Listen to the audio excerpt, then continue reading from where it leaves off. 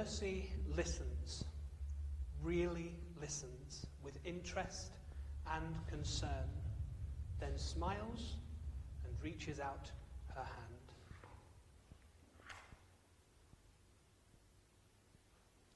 Words of J.M.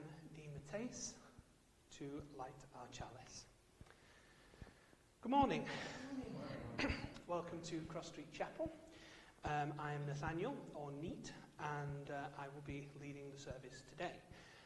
And for whatever reason you've come here, whether it's for a little words of worship, or whether you've come with joy or sorrow or tribulations or congratulations, then you are very welcome, and it's good to have you here. So, let's go deeper into worship with these words of William Shakespeare from The Merchant of Venice. The quality of mercy is not strained. It droppeth as the gentle rain from heaven upon the place beneath. It is twice blessed. It blesseth him that gives and him that takes. 'Tis mightiest in the mightiest. It becomes the throned monarch better than his crown. His sceptre shows the force of temporal power, the attribute to awe and majesty, wherein doth sit the dread and fear of kings. But mercy is above this sceptred sway.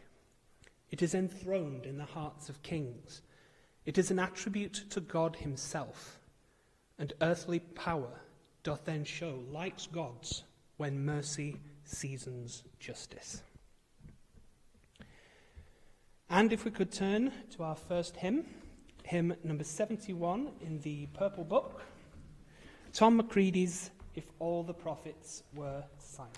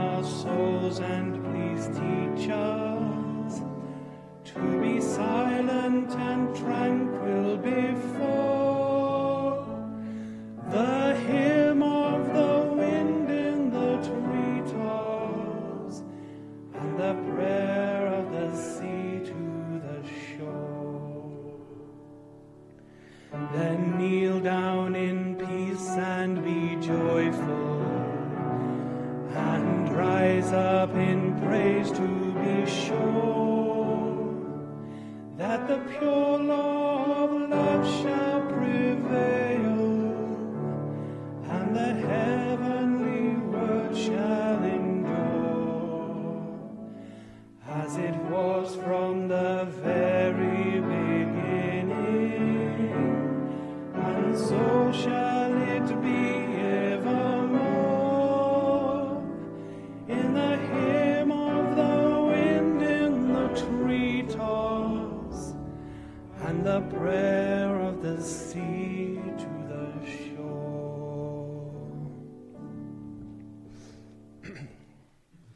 Let us join together now in a time of prayer with these words of the Reverend Christian Smith. Spirit of life and love, be with us in this time as people suffer, as parents grieve, as violence rages. Be with us who feel the pain of loss, who feel anger at injustice. Be with the oppressed and change the heart of the oppressor, for we know that both are joined in their humanity, no matter how often we forget it. Help us to remember the hope we had, the hope we have, and the hope we will have. Help us to remember joy in the midst of sadness, success in the midst of challenge, and good things in the midst of bad. Help us to be better people, to work for better things, and to create a better world. Doanetjuru. If you would join me now in reading our covenant, which you will find in your order of worship. We gather here in sacred fellowship to witness the fullness of our lives and all life, to hold and be held, tell stories and listen, to be renewed and renew the world. We speak with care and patience. We act with gentleness and compassion. We forgive each other and ourselves. In faith that we build beloved community, we renew our covenant today. Today's story I'm taking again from a video game from the Elder Scrolls V Skyrim, and is called The Story of the Red Year. When I originally decided to write the accounting of the Red Year, I elected to travel across Morrowind and speak to the Dunmer people themselves. I sought first-hand accounts and personal views about the cataclysmic event. I felt that if I simply did the research in the library stacks in the College of Winterhold, I wasn't really telling the tale that needed to be told. What struck me as I moved from city to city, town to town, camp to camp, is that all of the Dunmer people I had met shared an incredible bond of sheer courage and unshakable faith. So what began as a chronicle of one of the worst events in the history of Morrowind became something altogether different, the celebration of a people who can never be defeated. Here is the account of one survivor, Neria Relethil of Gnissis. The ground turned to mush. There was almost no warning. We were perhaps a mile from the nearest swamp. It was like the swamp suddenly swallowed up half of the city. I asked him to describe what happened from the beginning. I owned a farm just outside of Tyr at the time. We were planting the next season's crops and getting ready to store what we had harvested. Everything was going well until the Red Mountain exploded. Almost immediately, the ground rumbled and shook. Cracks started forming everywhere, and then the water just started seeping through. It was awful. In a matter of hours, I was knee-deep in swamp water running for my life. Where I was running, I had no idea. At first, I ran towards the city itself, but it looked like the walls were cracking. All around me, people were trying to save their livestock and their families from the rising water. Just when the ground shaking finally died down, I had a moment to think. There was a horrible cracking noise. I'll never forget it because I knew what it was before I looked. The entire southern wall of Tyre collapsed, sending guards tumbling into the swamp. I heard people screaming as they were covered in rubble and forced down into the water. Forgetting my own problems, I looked over at my fellow farmers who were all staring at the carnage unfolding before us. Suddenly, we all forgot our own problems and ran to help. There must have been hundreds of the poorer folks who lived outside the walls, helping the richer ones who lived in the city. I never saw anything like that, and I think we must have saved hundreds more that day. You now have a chance to light a candle in joy or in sorrow. You can light a candle and you can say a few words in which you can come to the microphone and speak for those using the loop system. Or you can light a candle in silence, or you can just sit with your own thoughts. But I am going to light a candle for my great aunt and my mum's auntie Jill and her husband Philip. Jill is currently recovering from quite a traumatic surgery on both hips, so we wish her the best.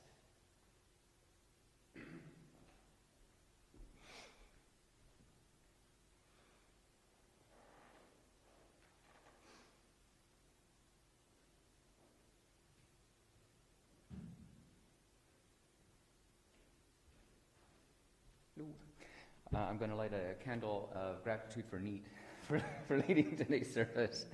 I forget sometimes that I don't always have the opportunity to actually sit in a service and sort of participate in it in that capacity. I'm really grateful to have that opportunity today.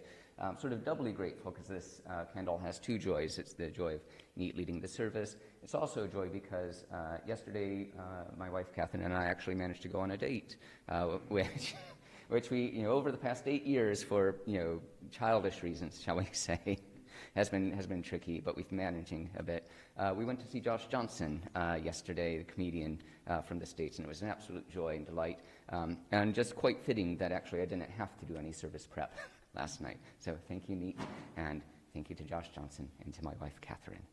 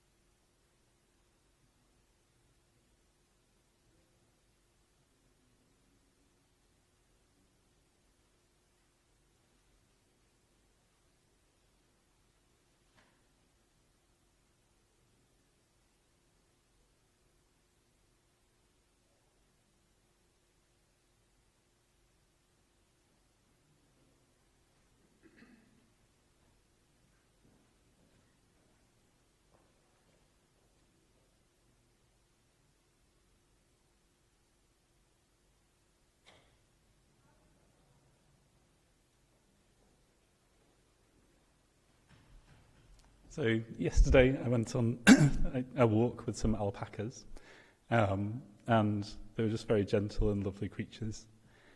So maybe after a busy week I'd just like to light a candle for the kindness of alpacas.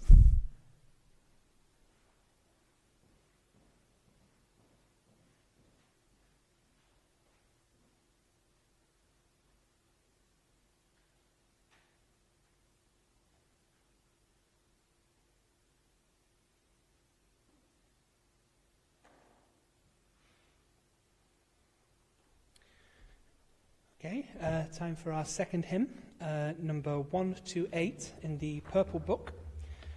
Cecily Taylor's Our World is One World.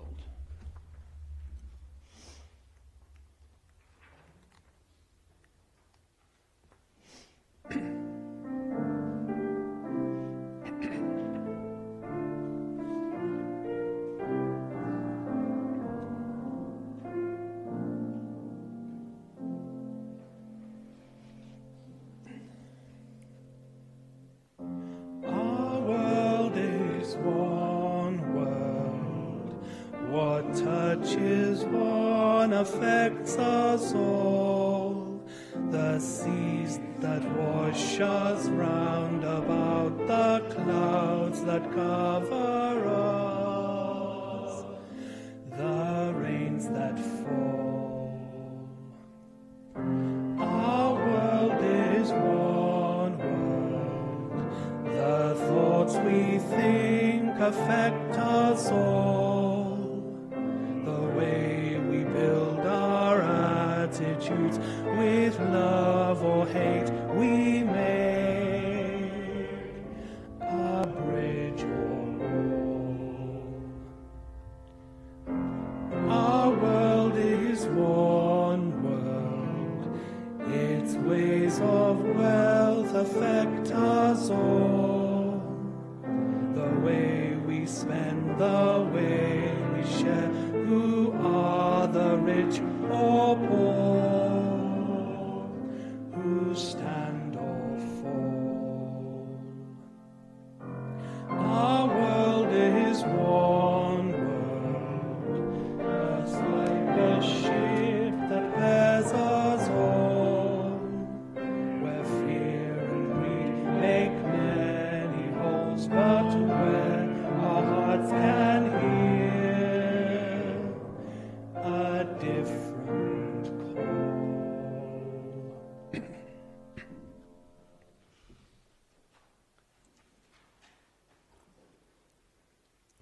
Our second reading is from Søren Kierkegaard's Works of Love. Truly, if a person does not have money, but knows how to encourage and inspire the poor, the miserable, by speaking about mercifulness, would he not do just as much as someone who throws some money to poverty or preaches charitable donations out of the rich man's pocket? So shall we now consider mercifulness, a work of love, even if it can give nothing and is able to do nothing. We shall endeavour, according to the capacities granted to us, to make as clear as possible, as inviting as possible, to bring as close as possible to a person what comfort they have in being able to be merciful. If that man, well known for 1800 years, the merciful Samaritan, had not come riding, but walking down the road from Jericho to Jerusalem, where he saw the unfortunate man lying, if he had been carrying with him nothing with which he could bind up his wounds, if he had then lifted the unfortunate man on his shoulders and carried him to the nearest inn, where the innkeeper refused to receive either him or the unfortunate one because the Samaritan did not have a penny, I could only beg and beseech this hard-hearted man to be merciful, since a man's life was involved. Would he not, therefore? But no, the story is not yet finished.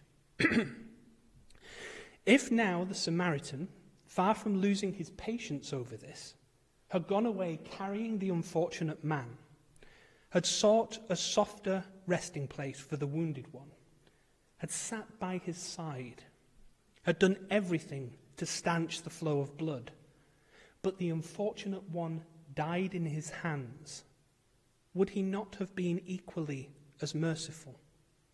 Just as merciful as that merciful Samaritan? Or is there some objection to calling this the story about the merciful Samaritan?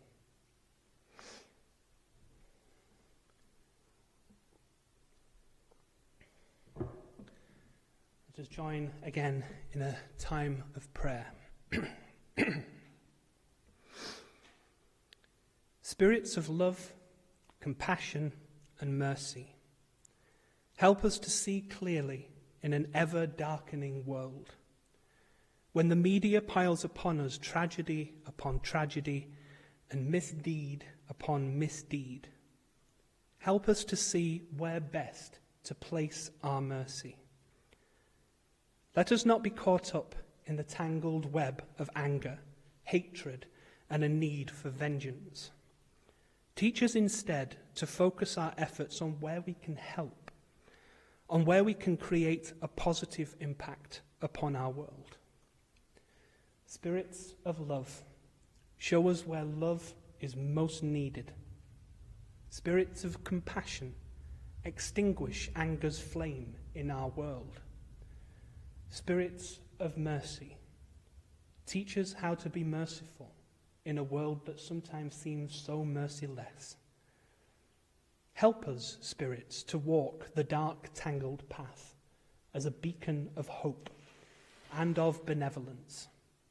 And when our thresholds are sullied by the threats of tragedy, of hatred, of anger, and of prejudice, build for us our defences strong with love, with compassion, and with mercy. Duanetchiru. I'll leave you now in a moment of silence for contemplation, meditation, or your own private prayers.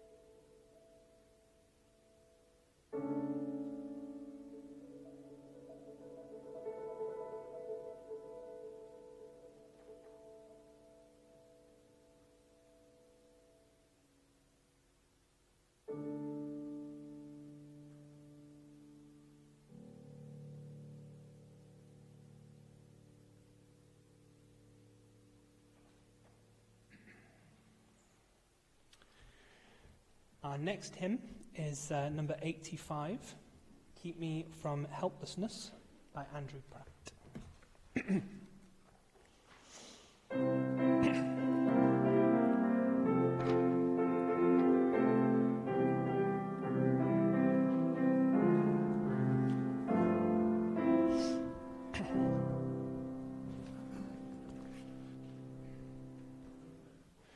Keep me from helplessness, leading to hopelessness. Lord, be my guide through the darkness and strife. Value my being, don't nurture my nakedness. Lift me and love me, give meaning to life. Held in a prison house, crippled by prejudice, share my captivity, silently keep care. Face me with fearlessness, valley, sheer edifice, quietly and calmly, simply be there.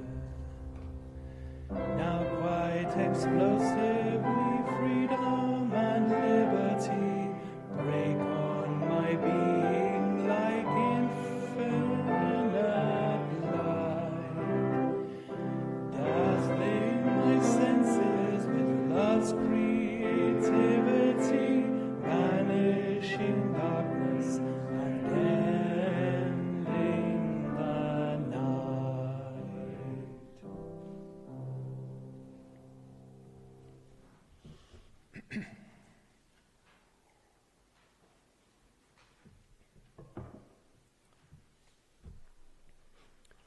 On Friday, the 19th of May, 1536, at 8 o'clock in the morning, Anne Boleyn stood upon a specially erected scaffold inside the fortress of the Tower of London. In attendance at this semi-private event were a couple of hundred people. She spoke the following words: "Good Christian people, I am come hither to die, for according to the law and by the law I am judged to die, and therefore I will speak nothing against it. I am come hither to accuse no man, nor to speak anything of that whereof I am accused and condemned to die. But I pray God save the King, and send him long to reign over you. For a gentler nor a more merciful prince was there never. And to me he was ever a good, a gentle, and sovereign lord. And if any person will meddle of my cause, I require them to judge the best. And thus I take my leave of the world and of you all. And I heartily desire you all to pray for me. O Lord, have mercy on me. To God I commend my soul." After being blindfolded and kneeling at the block, she repeated several times, "To Jesus Christ I commend my soul. Lord Jesus, receive my soul." She was then, as I'm sure we all know, executed. On that bleak Friday, Anne Boleyn was not shown any mercy by the state or by the king. What happened to her was vastly disproportionate and cruel. Henry himself did not attend the execution he had ordered. Anne was buried in what served as a makeshift coffin, actually an old arrow chest, in an unmarked grave the day after. It wasn't until 1876 that it was believed that they found her remains during restoration work and reburied her with a marker over 340 years later.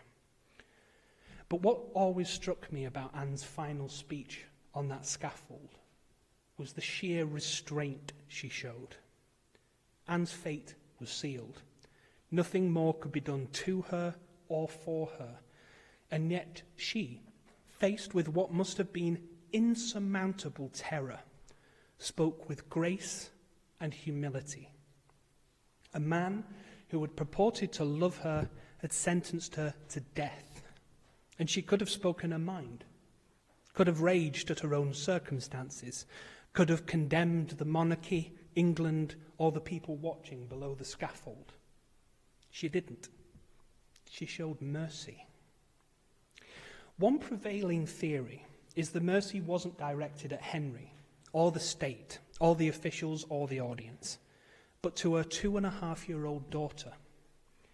Even faced with death, Anne's thoughts may have indeed turned to the daughter she had given Henry, and figured that if she spoke her mind on the scaffold, the consequences of doing so would pass down to her daughter.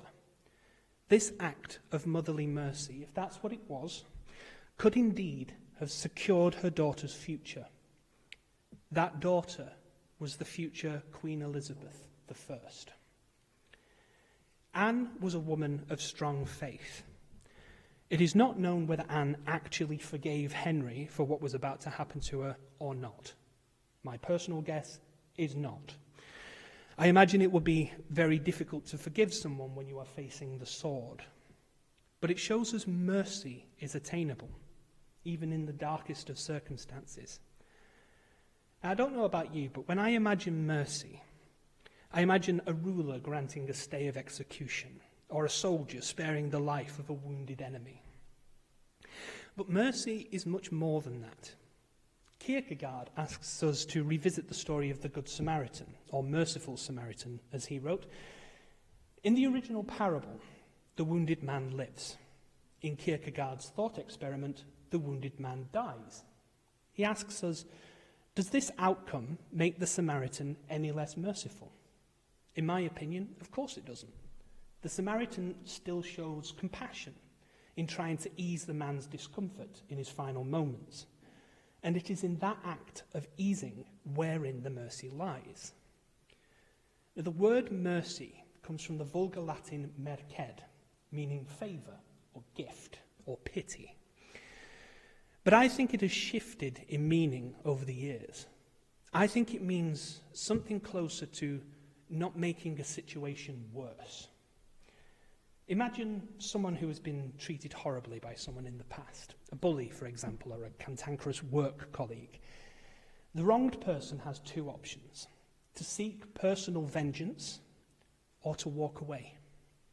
Simply walking away from such a situation is indeed an act of mercy. It doesn't require forgiveness, far from it, but it does go some way to preventing the situation from worsening. It is a kind of mercy that I have had to personally show in my own life. Then there is the kind of mercy which has nothing to forgive. This is the giving to the poor or the less fortunate, the healing of the sick, the giving of shelter and dignity to those without. Last month, I attended an interfaith discussion group in Hume. It focused on the topic of refugees. There was a vast array of belief systems: Anglican, Catholic, Mormon, Methodist, Unitarian, Judaism, Islam, Baha'i, and Jain. And we all agreed on one thing: that refugees are deserving of as much compassion, kindness, and mercy as anybody else. These people flee their countries, their homes, for a variety of reasons, such as war, famine, persecution. And when we show welcome, kindness, offering shelter and dignity, we stop their situation from becoming worse. In my view, forgiveness is not an easy thing to give. In fact, for some it can be close to impossible. Not even a thought that would register in your head. But mercy is much easier to give. Forgiveness is wiping the slate clean. It requires action, difficulty, and sometimes the swallowing of bitter medicine. But mercy is leaving the slate dirty, but just choosing not to add any more to it. It leaves space to move on in a brighter direction, to focus your energy and efforts in more positive ways. And as the Dunmer in the story of the Red Year that we read earlier, to set aside differences and to come together for a greater good. The Flavian poet Statius wrote, Pulchrum est vitam donore minori. It is noble to grant life to the vanquished. Those who are defeated by whatever foe they face, be it war, disease, persecution, loss of dignity. Grant them life. Grant them mercy. Thank you.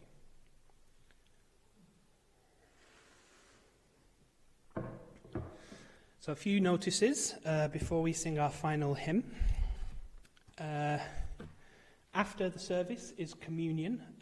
You can take part in it if you want. You are not required to. You can simply just take a seat in the further back rows and observe if you wish, and that will be led by Cody. And then afterwards is Faith in Action, which will be led by Edward. On the 19th is a visit to Wood Street Mission, which we've been waiting to do that since Christmas, so it's about time. And on the 31st, we welcome Aaron Breeze and Daria Fussell to for a recital. And I think that's it.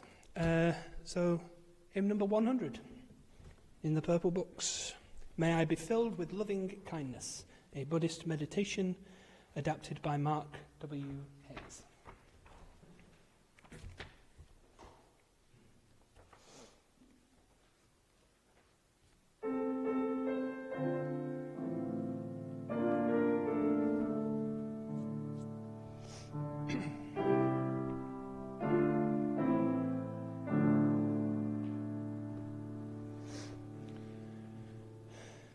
May I be filled with loving kindness. May I be well. May I be filled with loving kindness. May I be well. May I be peaceful and at ease. May I be whole. May you be filled with loving kindness.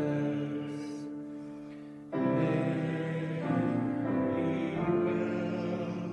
May you be filled with loving kindness. May you be well. May you be peaceful and at ease.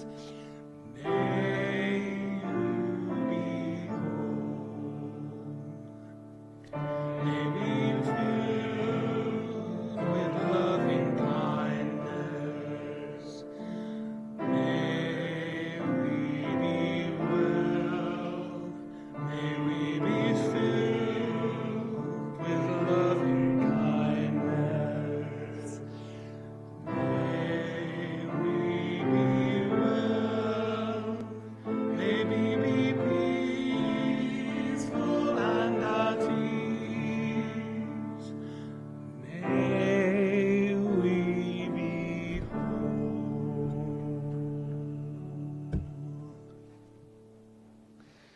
Thank you, Aaron, for that fantastic music. Thank you, Emma, for the IT, and Cody and Sonia for helping to set up. And do we have anyone to help with the tea and coffee? Carl, thank you very much. And I leave you with words that I almost forgot, of Lera Auerbach. A person who planted a tree will think twice before cutting it down.